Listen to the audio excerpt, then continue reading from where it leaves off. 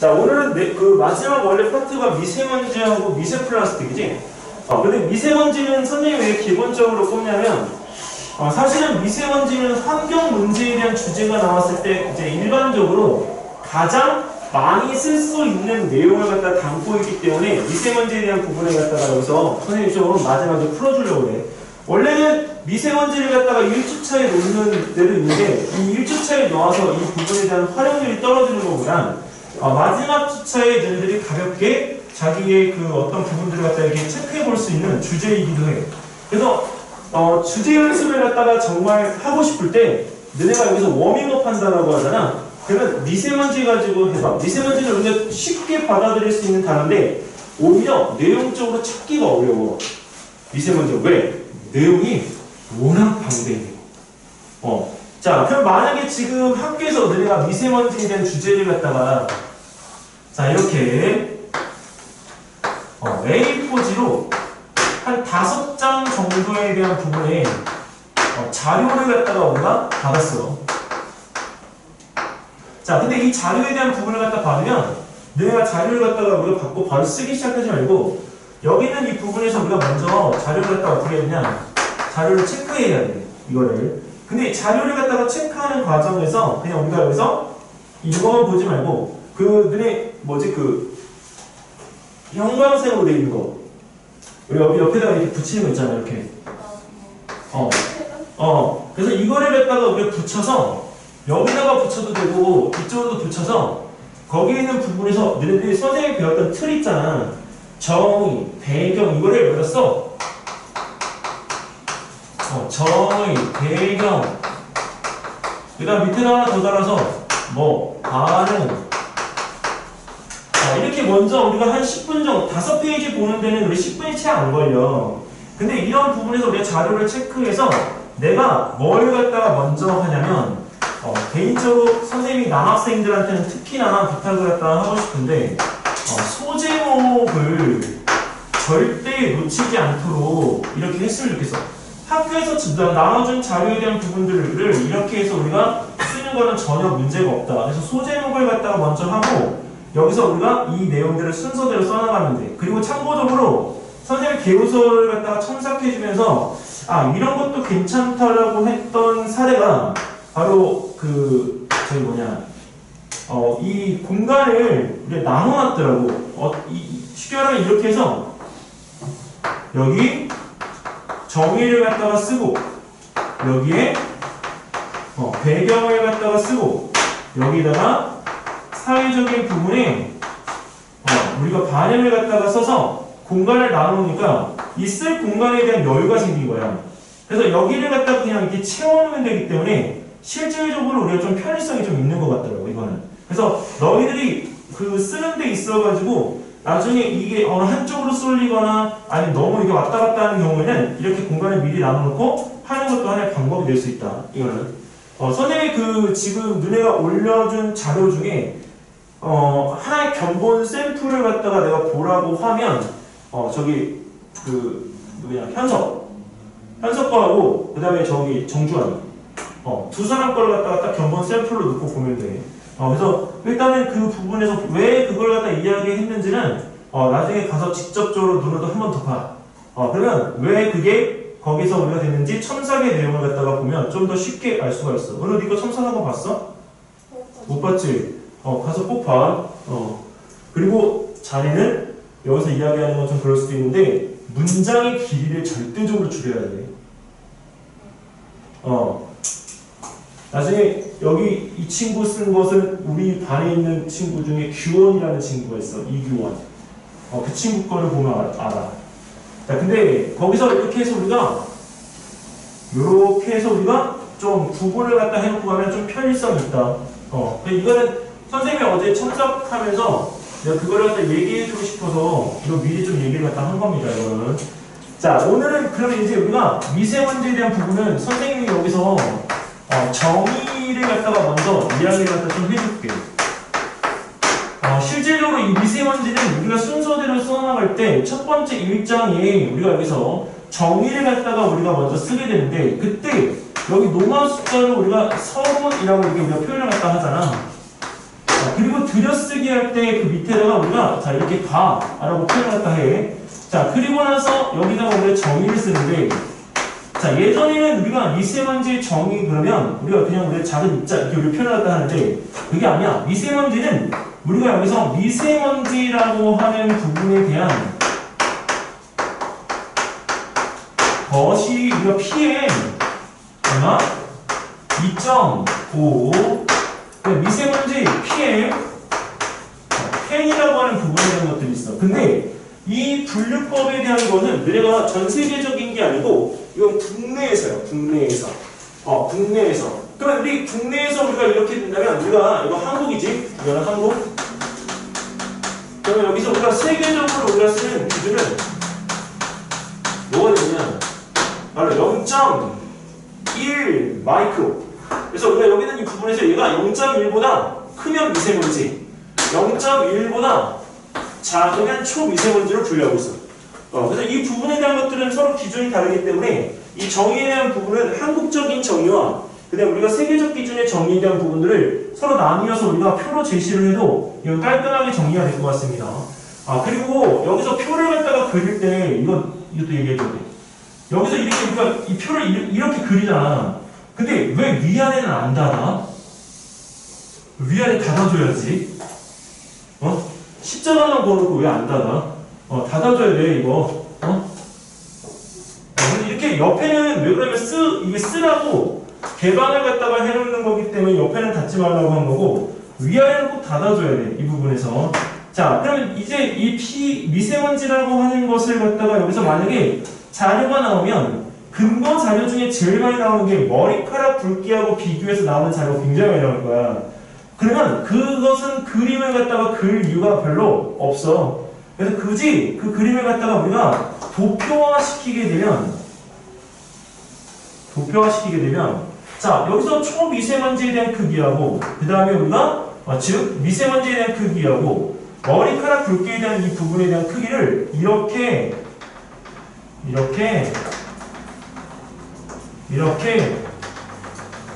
제시해주는 도표로 우리가 여기서 만들어서 이 부분에 대한 것들을 이렇게 옆에 공간에다가 남은 공간에다가 하나 더 그려서 이해를 조금 쉽게 해주는 것도 우리가 하나의 방법이 될 수 있다.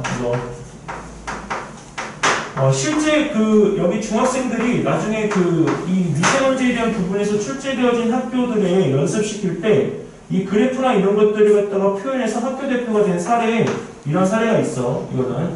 자, 그 다음에 이제 미세먼지에 대한 부분에 우리가 배경을 갖다가 써야 되는데 예전에는 그냥 우리가 중국발 미세먼지다라고 해서 얘기했었지만 지금은 미세먼지에 대한 부분의 배경 중에서 우리가 여기에 찬성하는지 반대하는지 입장을 갖다가 여기서 취해. 근데 찬반의 입장은 나중에 주장해서 우리가 하면 되는 거기 때문에 내가 거기 있는 부분에서 먼저 분석을 갖다가 해야 돼. 그래서 이 배경은 반드시 사회적 배경이 아니라 이런 문제적 배경이야.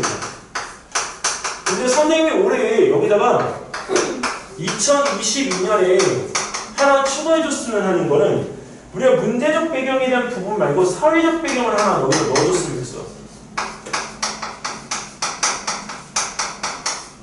왜 사회적 배경을 갖다 넣냐면 사회적 배경에서 우리가 지금 현재 과도기라고 우리가 보기 때문이지. 뭐의 과도기냐면 우리가 실제적으로 환경 오염을 갖다가 우리가 개선하기 위해서 실제 그걸 갖다가 우리가 노력하는 탄소 배출권이라든지 전기 자동차의 수급이라든지 그런 부분들로 우리가 바뀌어가고 있는 상태이기 때문에 그 과도기적인 부분에 우리가 배경을 갖다가 우리가 여기 표기를 해줬으면 좋겠어. 선생님의 주제랑 여기다 우리가 주면 자 전기 자동차의 그리고 대중화. 자, 그 다음에 두 번째는 여기서 우리가 이 환경 오염 중에 우리가 이제 지구 온난화라고 하는 부분에 대한 것들이 바로 가까이 있기 때문에 우리가 여기 있는 이 부분에서 우리가 대응책으로 대기질의 개선이 시급한 거야. 그 다음에 세 번째는 우리가 스모그로 인한 자, 호흡기 질환의 증가. 자, 근데 배경이라고 하는 이 부분을 우리가 여기서 뭐냐. 자, 문제적 배경이 된 거는 당연히 우리가 여기서 중국의 문제도 있겠지만 중국 황사 속 미세먼지도 있겠지만 자, 우리가 국내에서 우리가 발생하는 도로의 미세먼지도 충분히 얘는 문제로 우리가 삼을 수가 있지. 왜? 너네가 여기서 이 도로의 미세먼지라고 하면 당연히 여기서 자동차의 배기가스를 갖다 생각하겠지만 배기가스는 영향력이 적어. 여기서 우리가 가장 중요한 건 자동차의 타이어의 마모나 그래서 실제로 타이어의 그 입자 가루가 대기질에 섞여 들어가서 우리가 문제가 되는 거야. 자, 그리고 또 하나가 이 원천중학교에서 문제로 나왔던 건데 원천중학교 과학부장 선생님이 좀 독특해. 그래서 그 과학부장 선생님이 뭔 주제를 갖다 냈냐면 우리 그 소나 돼지를 기르는 농가의 축사 있지, 축사. 근데 축사에서 선생님도 몰랐는데 엄청난 양의 암모니아가 배출이 된대. 근데 그 암모니아가 어디로 들어오냐면 도시로 들어오는 거야. 왜? 우리가 암모니아의 기체의 양이 우리 도시에는 없기 때문에 밀려 들어오는 거잖아. 그래서 도시에 있던 게 거꾸로 시골 쪽으로 우리 가는 거잖아. 근데 그 부분에서 우리가 이 암모니아가 들어와서 공기 중에 있던 이산화황이라고 하는 그런 물질들과 결합하면 아주 악성의 미세먼지가 되는 거야. 그게 우리 몸에 들어오면 그냥 일반적으로 미세먼지 들어오는 것보다 훨씬 위험해, 독성이. 그래서 괜찮아. 자, 그래서 여기는 이 부분에서 우리가 이 암모니아의 우리가 문제 어디에서 축사시설에 대해서. 그래서 너네 아는지 모르겠지만 반포대교에서 저녁 9시가 되면 봄, 여름에 분수쇼 하지? 한강다리에서 암모니아가 물에 잘 녹잖아. 그래서 분수쇼를 일부러라도 우리 한강물 퍼올려가지고 우리가 하는 거야. 왜 저런데 전기 낭비하고 있을까 너네 생각도 할 수 있지만 도시 공기질의 개선을 갖다 하기 위해서 어쩔 수가 없어. 이거는. 자, 그래서 이런 부분들에 대한 배경을 잡아. 그러면 잘 봐. 중국 황사 속에 대한 부분의 미세먼지도 있지. 자, 그다음 여기에는 이 부분도 있지. 자, 암모니아도 있어. 그러면 너네가 이런 부분에 대한 것들을 우리가 어디서 분석을 갖다 해야 되는 거야? 바로 본론에서 해야 되는 거야. 본론. 본론에서 우리가 제기한 문제에 대한 상황을 갖다가 반드시 꼭 뭘로? 숫자로 접근해서 분석해야 된다. 아까 그 중등중학교에서 돈루법을 갖다가 과학적인 분석을 통해서 우리가 방법을 제시하는 건데 그거는 뭐냐면 과학적인 분석이라고 하는 건 딴 거 없어. 수학의 숫자야, 숫자. 그래서 숫자를 갖다가 먼저 찾는 능력이 굉장히 중요해. 자, 그래서 본론에서 이 내용을 갖다가 찾았어. 그리고 여기 있는 이 부분, 사회적 배경에 대한 이 부분들은 굳이 이 분석전에 대한 부분들이 필요 없어. 왜? 과도기이기 때문에 여기는 이 부분의 상황적인 분석 사항들이 많이 나와 있지 않아. 그래서 이것들은 여기 제시가 되어진 것들에서 나중에 어디로 빼냐면 얘네들은 대안전. 자, 그래서 이 대안적으로 빼면 이게 실질적으로 서론에 대한 이 부분들을 우리가 일부 다 적히겠지? 자, 그리고 나서 나중에 여기에서 우리가 사회적인 반응을 갖다 어떻게 끌어낼 거냐면 좀 오래된 이야기이긴 하지만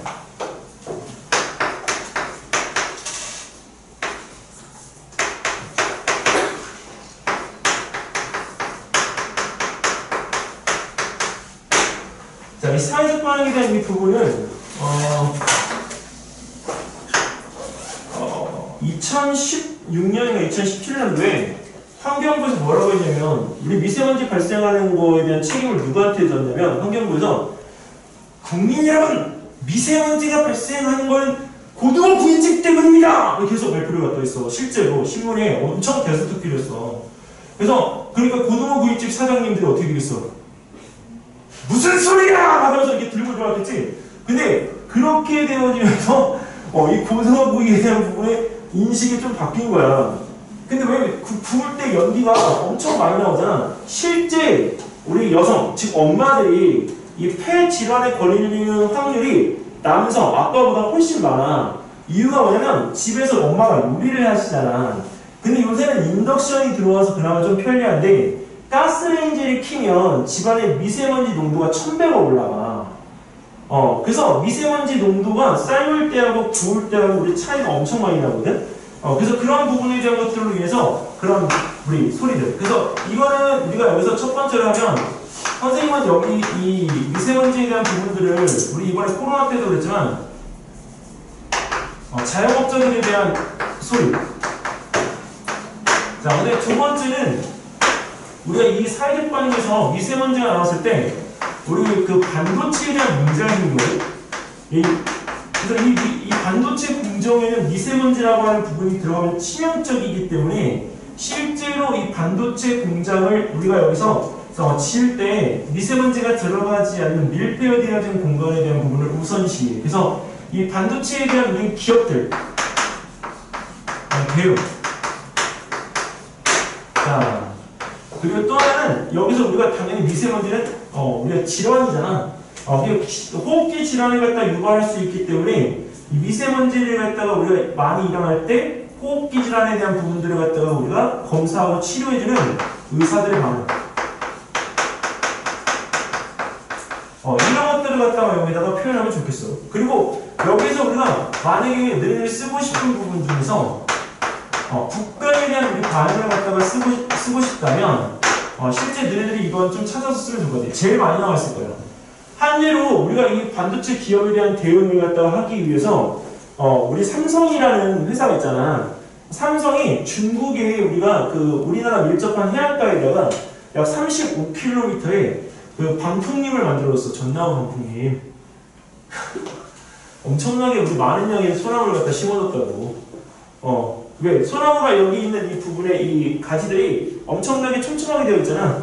그게 우리가 표면적이 넓어진 거잖아. 거기서 그 미세먼지가 거기서 어떻게 오다가 막힐 거 아니야? 그래서 그런 부분들로 인해서 우리가 선제로 이 미세먼지를 갖다 막은 거지. 근데 그걸로는 다 막을 수가 없지. 왜? 중국 땅덩어리가 워낙 크니까. 그래서 서론에서 이렇게 적히게 되면 우리 본론에서 해야 할 주제들에 대한 부분들을 이렇게 다 정리할 수가 있어. 이거는. 오케이? 여기까지 질문. 혹시? 질문 따로 없나? 아침에는 힘들지. 오늘이 마지막이잖아. 참 내일은 그 주제가 나올진 안 나올지 모르겠는데 2시간 정도 메타버스와 NFT 두 개 할 거거든. 그러니까 내일 줌으로 들어와도 돼. 내일은. 내일 이거 들어. 공지 여기서 해줄게. 잠깐만. 내일 몇 시에 들어? 내일 10시.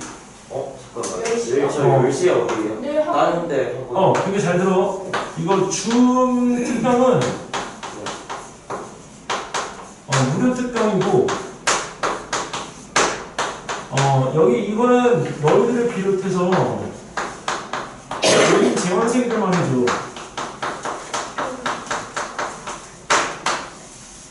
재원생만.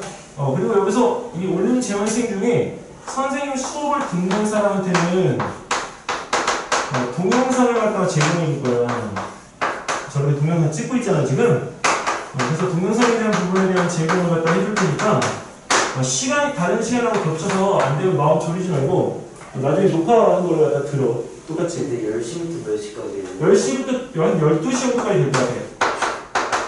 원래 1시까지 하는데 선생님이 지금 여기 있는 이 부분에서 요게 자료 준비해보니까 한 2시간 정도면 충분히 소화해낼 수 있을 것 같아.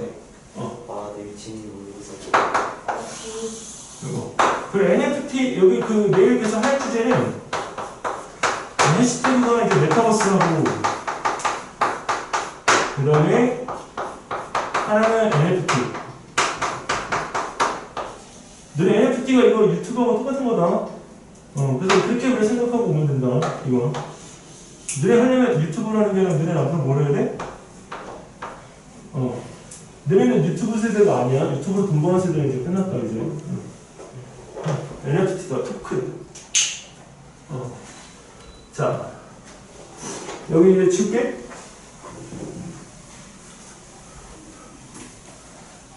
다 10분만 조금 더 하고 싶게. 선생님 여기 본론에서 좀 중요한 거 하나 얘기하고 싶어가지고 내용적인 게 아니라 너네들 쓰는 거에서 좀 바꿔줘야 될 게 있어서 너희들이 너무나도 이제 착하게 선생님을 잘 따라주어서 이제 고마운데 이제 하나는 이제 좀 이제 빼주자.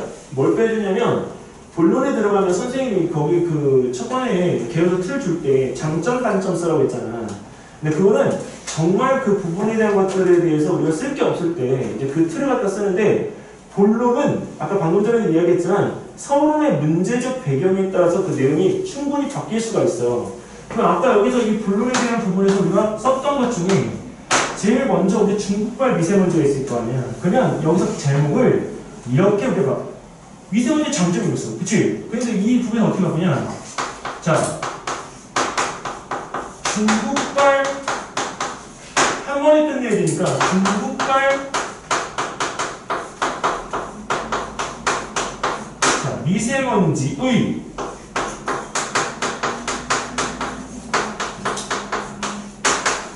발생 근원과 그 내용에 대한 분석 대응이야 이렇게 표현하면 좋을 것 같아요. 이게 소제목이야, 소제목. 왜 소제목이냐면 이 소제목은 굉장히 구체적으로 적혀야 돼. 굉장히 구체적으로 적혀야 되는 이유가 뭐냐? 이걸 보고 평가자, 너네들 교육서를 갖다가 평가하는 사람이 얘가 뭘 이야기하고 싶은 건가를 갖다 금방 알 수가 있기 때문이지. 그리고 강조를 갖다 하고 싶을 때는 이게 밑줄을 갖다 긋거나 아니면 여기는 이 부분에 글자를 갖다 좀 더 써서 이 글자가 이렇게 굵게 이렇게 좀 하도록 하면 상관없어. 얘는 왜 빨간 펜이나 우리 색깔 있는 펜을 갖다 굳이 못 쓰면 우리가 그 부분에서 우리가 이거 굵게 잘 보이도록 우리가 눈에 띄도록 해줘야지. 자, 근데 왜 중국발 미세먼지 발생 근원이냐 이렇게 생각했냐면 자, 우리가 여기서 우리나라가 이렇게 있을 때 실질적으로 우리 미세먼지가 발생하는 거는 어디냐? 여기야, 여기. 여기가 어디냐면 양쯔가. 자, 근데 한 군데가 더 있어. 여기. 얘는 우리가 알고 있는 이 부분의 연변이잖아. 조선족들 있는 곳. 근데 굳이 여기라고 꼽는 건 여기서도 똑같은 일들이 벌어지는데 여기서 우리가 온 건 바로 칼륨 미세먼지거든요. 자, 근데 갑자기 칼륨이 왜 생기냐? 1년에 딱 한 번. 언제? 중국의 춘절에. 중국의 춘절에 우리가 여기서 뭐가 우리가 많이 터지냐면 폭죽이 터져요. 그래서 그 폭죽으로 인한 이 칼륨에 우리가 여기서 미세먼지들이 생기면 그게 시베리아 기단을 갖다가 타고 우리 이쪽으로 내려와. 근데 이 칼륨이 우리한테 안 좋아. 왜냐면 이 칼륨이 우리 공기 중에 너무 많이 섞여 있잖아. 그럼 우리 호흡기 질환이 아니고 얘 뭐에 영향을 주냐면 우리의 심장 기능에 영향을 줘.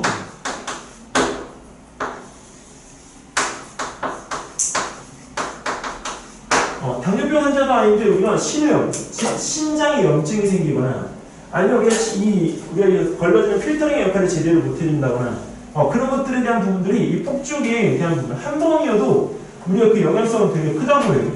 그 다음에 우리 이제는 봄이나 아니면 우리가 가을철에 들어오는 가을 황사, 봄 황사 때문에 우리가 여기서 사실 문제가 됐던 건데 이제 그것이 여름에도 그 다음에 우리가 겨울에도 시도 때도 없이 오지. 왜? 그 이유는 지구 온난화 때문이야. 아니 불리하다. 자, 이렇게 와. 자, 근데 여기서 이 봄, 가을 황사가 우리나라에 문제가 됐던 건 어떻게 하냐면 이 황사 속에 우리가 1980년대 이후로 쓰지 않던 농약 성분인 DDT 농약이 검출이 된 거야. 자, 그럼 여기서 농약이 검출됐다라고 하는 거는 이거 과학적인 분석 내용이 되어지는 거지?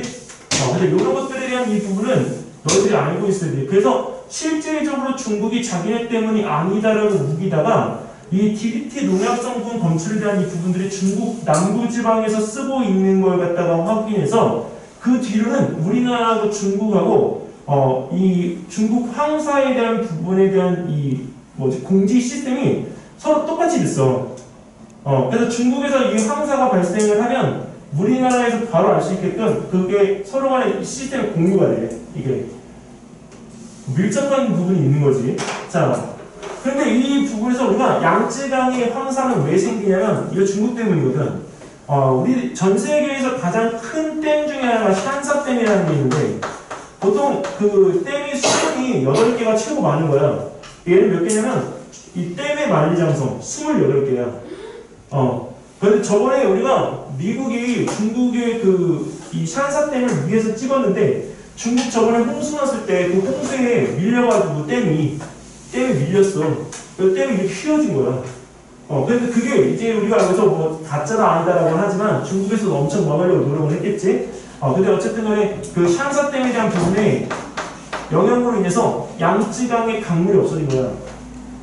강물이 없어지니까 강바닥이 드러나지. 강바닥은 굉장히 고온 미세 입자가 있단 말이야. 근데 이 부분에 대한 미세 입자가 우리나라 건너오는 게 바로 황사야. 근데 우리나라가 이걸 반겨할 수가 없는 건 그냥 먼지만 날아오면 좋은데 이런 성분들이 즉 미세먼지가 같이 섞여서 우리가 날아오다 보니까 실질적으로 황사라고 하는 부분하고는 완전 다른 거야. 근데 여기에서 우리가 이거보다 더 큰 문제가 생겼어. 사실은 중국발 미세먼지의 우리가 근원지는 이렇게 해서 우리가 두 군데로 압축이 되어지고 이 부분에서 아까 이런 분석적인 대응들은 DDT 농약 검출로 인해서 중국과 우리나라가 이 기상에 대한 공조를 갖다가 할 수 있도록 서로 협약을 갖다가 맺은 거. 선생님이 알기로는 이 기상 공조에 대한 부분은 박근혜 정부 때 우리가 서로 간에 이루어졌어. 이거는. 자, 그리고 칼륨에 대한 이 부분에서 우리가 문제를 제기하는 것 때문에 실제로 중국에서 폭죽을 터뜨리지 말 것을 갖다가 국민들에게 권고하고 있어. 그게 우리가 여기서 분석을 갖다가 해서 대응한 거야, 이게. 자, 근데 뭐가 문제냐? 여기서 한 가지 추가적으로 문제가 생긴 건 바로 우리 바다야, 바다. 왜? 양쯔강에서 우리가 지각의 물질이 녹아서 우리가 여기 바다 쪽으로 들어와야 되는데 그 지각의 물질이 들어오는 양이 줄어드니까 이 서해 바다의 염분 농도가 짰었는데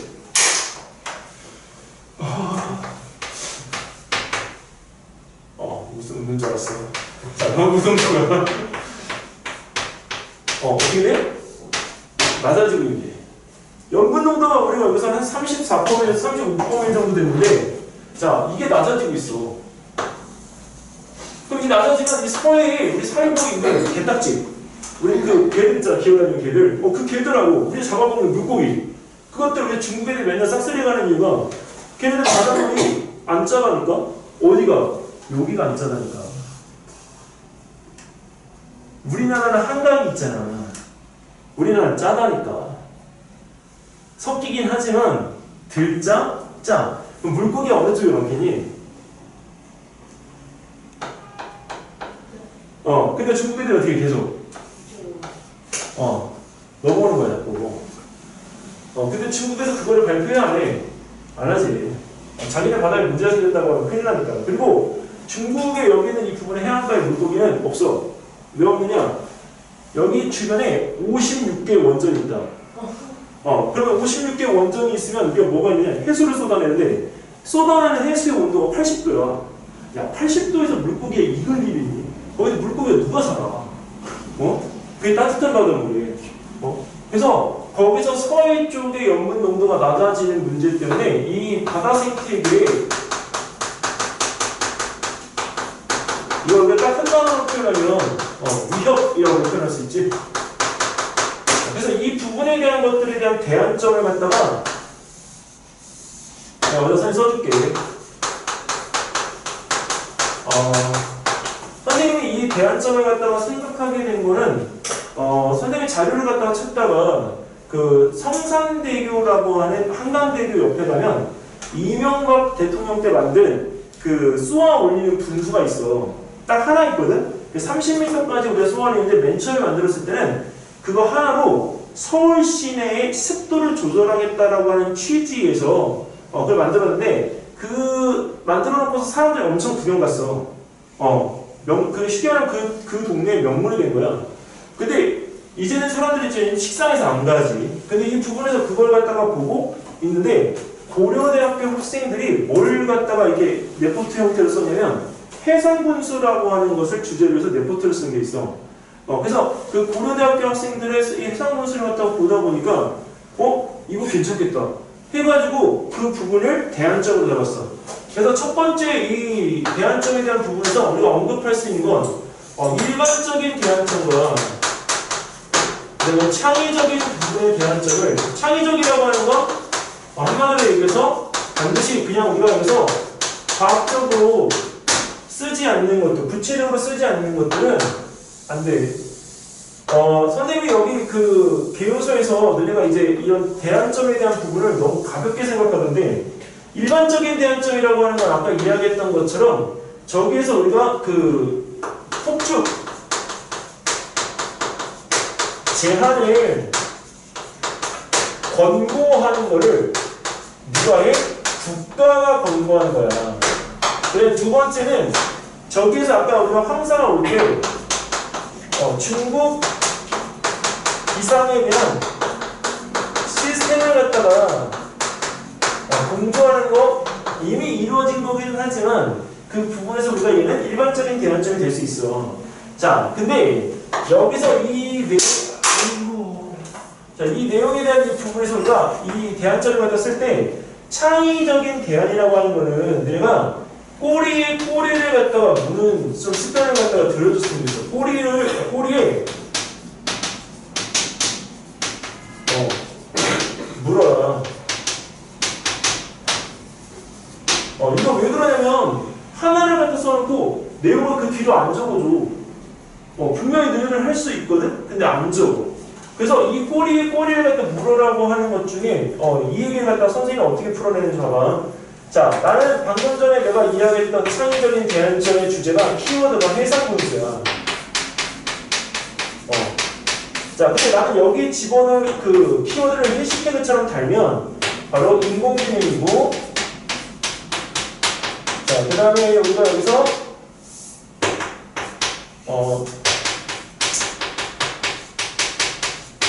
태양광 에너지의 활용이고, 하나는 그 부분에 대한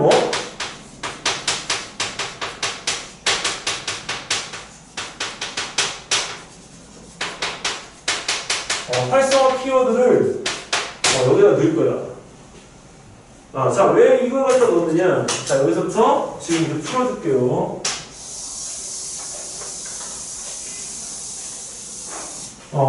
요 내용을 여기서부터 어떻게 푸냐면, 일단 아까 우리나라 그 지도를 갖다가 그렸을 때, 지도는 잘 못 그리니까 그냥 대충 그릴게. 자, 여기 우리 중국이 이렇게 있어. 근데 미세먼지가 여기서 이렇게 오잖아. 그럼 이렇게 오게끔 되어지면 나는 저 해상분수라고 하는 걸 갖다가 여기 위치에 이렇게 세울 거야. 근데 선생님이 그 지도를 보고 내가 자료를 갖다 조사해 보니까 여기서부터 여기까지 이 거리는 227km 정도 돼요. 근데 227km의 거리를 갖다가 다 세울 수는 없잖아. 그럼 얘한테 그거에 대한 부분에 대해서 우리가 어느 정도 위치 선정을 갖다가 할 수 있는 우리가 동력을 갖다가 부여해야 돼. 그래서 동력을 갖다가 우리가 부여할 때, 자, 바로 우리는 태양광 에너지를 갖다가 할 거지. 그래서 첫 번째, 우리가 여기서 설치할 위치는 대안점에서 이렇게 우리가 그림으로 표현하고, 두 번째, 자, 여기서 우리가 이 해상분수의 구조를 갖다가 내 상상력을 갖다가 동원해서 만들어 봤더니 쏘아 올려야 되니까 우리가 가운데에는 구멍이 있어야 돼. 자, 그래서 모양은 무슨 모양처럼? 도넛 모양처럼. 자, 근데 우리가 그림만 그려놓으면 안 되잖아. 그래서 여기다가 우리가 이렇게 되어져 있는 부분이 나눠져 있어. 왜? 얘는 이것이 나중에 펼쳐졌을 때 이 부분이 마치 해바라기처럼 태양광 패널로 바뀌어. 이게 다 펼쳐지는 것들이야. 그러면 동력을 갖다가 부여받을 수 있어. 자, 여기서 태양광 수직. 이게 바로 태양광 지별판이라고 그래. 자, 그리고 또 하나는 이거는 지금 현재 여기 있는 이 부분인데 너네 소금기가 있는 바다는 철제가 부식이 돼요. 그래서 여기서 우리가 부식이 안 되는 우리 스테인리스 같은 스테인레스 강이라고 하는 소재를 갖다가 이용해서 우리 만들어. 그럼 물 위에 떠. 자, 그리고 또 하나는 더 중요한 게 있어. 여기서 이렇게 우리가 구조를 갖다 만들고 설명할 수 있어. 가장 중요한 거는 물을 쏘아올리는 기술이야. 여기서 과학적으로 들어가야 되는 거는 미세먼지를 우리가 여기서 차단할 수 있는 높이야. 그러면 중국에서 미세먼지 타워를 갖다 우리 공기청정기 타워를 만들었는데 그 공기청정기 타워가 100m야. 근데 그게 효과가 없어. 베이징 시내에 5개를 갖다 만들었는데 베이징 시내의 대기질 개선을 17%밖에 못했어. 그럼 대기질 개선을 갖다가 우리가 하기 위해서 쏘아 올려야 되는 물의 높이가 최소한 얼마인지 찾아야 되는 거지. 근데 그 근거가 이탈리아라고 하는 나라에서 우리도 공기청정기가 있는데 야 너네 100m 너무 높아. 우리나라에서 해봤더니 10m야. 10m에서 가장 효과가 높은데 너네 굳이 100m를 왜 만들었어? 이렇게 표현한 거야. 그러면 이 최소한 물의 높이 올라가야 되는 게 얼마야? 10m야. 근데 10m가 얼마냐면 아파트 높이 4층이야. 근데 아파트 높이 4층으로 미세먼지가 오진 않잖아. 그럼 배 높이도 안 되는데, 사실. 그지? 그래서 이것을 갖다 할 때 최소한 30m를 쏘아 올려야 돼. 그러면 여기는 이 부분에서 우리가 30m를 쏘아 올릴 수 있는 뭐가 필요해? 분수 압력이 필요해. 그 분수 압력이 필요하면 너희 잘 봐. 여기서 쏘아올릴 때 쏘아올리는 구멍이 이런 것과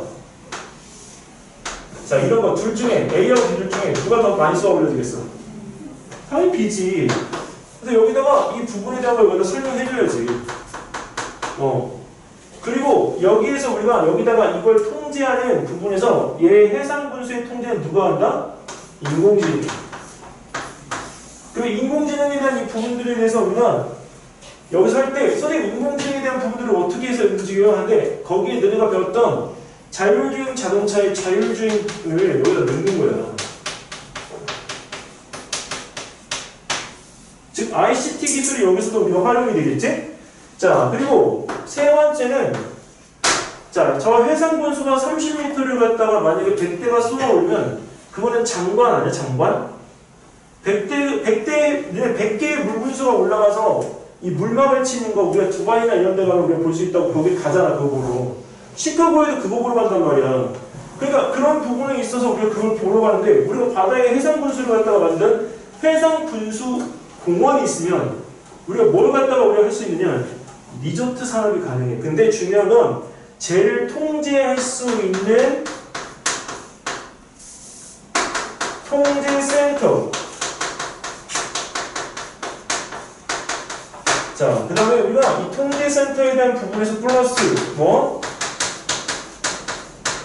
리조트에 대한 관광 산업을 하는데 여기서 하면 말이 엄청 쉽지, 그지? 그래서 이 리조트 관광 산업을 갖다 하기 위한 반드시 이 단어 꼭 들어가야 된다. 투자 유치. 투자 유치는 작년에 서울시에서 나왔던 주제인 바로 우리가 서울시 크라우딩 펀드를 갖다가 우리가 이용해서 투자 유치를 받아. 투자 유치 규모도 내 적어도 내 마음대로. 이거 하려면 보통 기본적으로 약 1,000억 정도의 투자 유치가 있어야 돼. 그래서 저 통제센터에 대한 부분들을 갖다 통해서 얘네를 통제하고 리조트에 대한 부분의 관광산업을 갖다가 우리가 해서 실제 해상 분수, 미세먼지 황사가 날아오는 날, 자 그거에 대한 부분들을 갖다가 우리가 하면 얼마나 좋아. 자 근데 자 여기까지 해서 이게 대안점이 됐잖아. 그럼 이제 뭐가 나와야 돼? 기대효과가 나와야지. 주장은 이미 여기서 다 나왔어. 이걸 갖다 해야 된다 이렇게 얘기하면 해상 분수의 설치를 통해서 우리는 미세먼지를 막고 그래서 거기에 꼭 들어가야 될 거. 자 근데 선생님이 왜 해상 분수를 갖다 설치했는지 궁금하지 않아?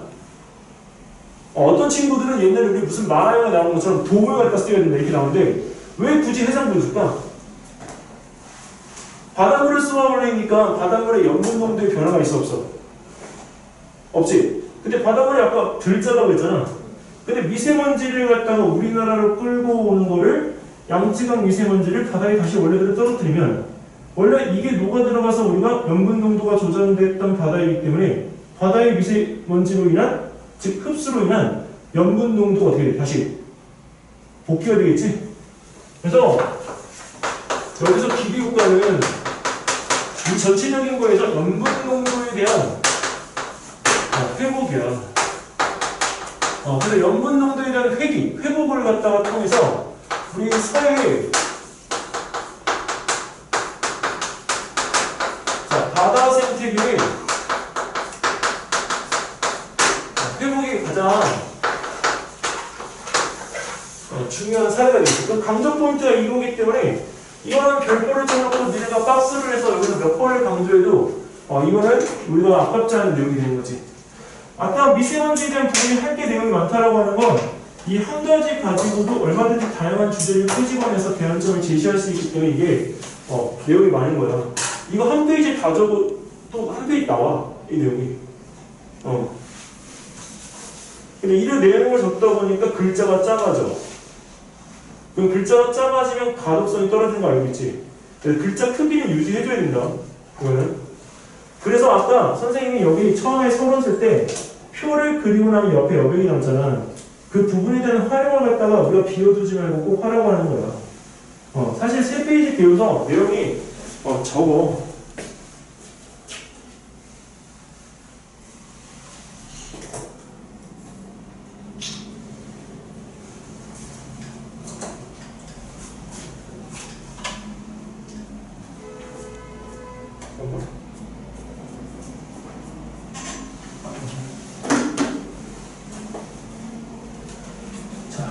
여기까지 질문 없어?